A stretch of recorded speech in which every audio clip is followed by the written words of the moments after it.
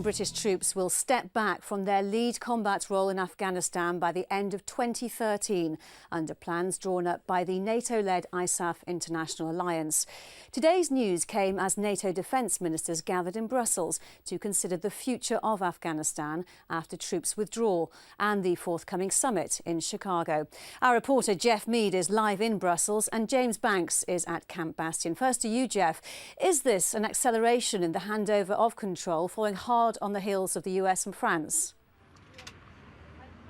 Well, not according to number 10, Kate.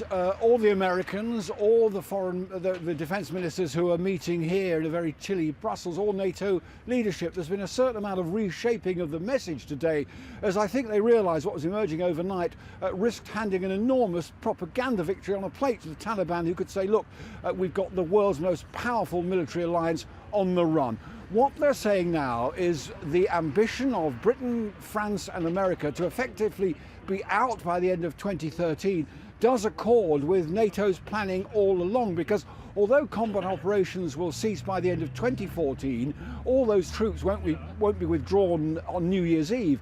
The intention is by the middle of 2013 to have all of Afghanistan, every single province, handed over to Afghan National Security Force control, and that will require fewer and fewer foreign troops to combat the Taliban. So those combat troops will start coming home, but they've denied today that it is earlier than was planned or is anyway politically led. So that discussion and negotiation still goes on, but I think it does leave open the big question remaining of what will happen to Afghanistan once those foreign forces have left.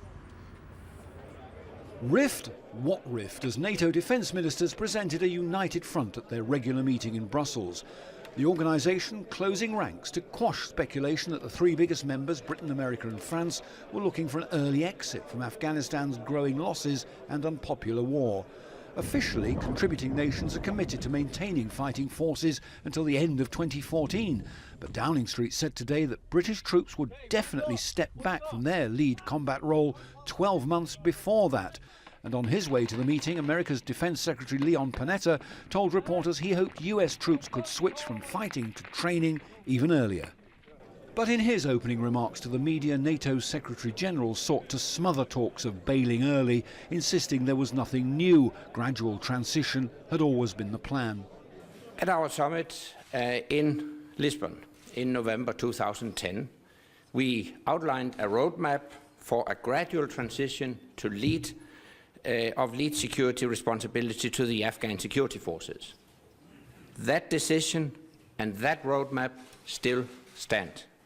A former EU envoy to Kabul has warned that an over-hasty withdrawal could lead to even worse bloodshed. One important point to come out of this is that these thousands of fighters have made it absolutely clear that they anticipate that there will be a struggle for power. This is not just about fighting to get foreign troops to leave Afghanistan. This is about a struggle for power, which some of them, perhaps deluding themselves, expect that they can win when NATO is off the scene. This bump in the road towards exit may prove merely a rehearsal to arguments that will be aired even more fully at NATO's summit in Chicago in May. So, Jeff, what's likely to lead the agenda tomorrow in Brussels? Yeah, it's quite a packed programme, and already here, as I found in Afghanistan itself, they're very much in a post-combat mindset. Tomorrow they'll continue to discuss what shape NATO forces will have post-2014, how many of them they'll need to be. More importantly, perhaps, or as importantly, who will pick up the tab, because they're also exercised by the financial crisis and the need to save money. They're launching something called smart defence, which means more shared procurement and pooling of resources across the alliance. And also, although whisper it quietly here, Kate, they're talking about cutting back on some of the top command here in NATO. So more of that tomorrow night. All right, Jeff Mead in Brussels, thank you.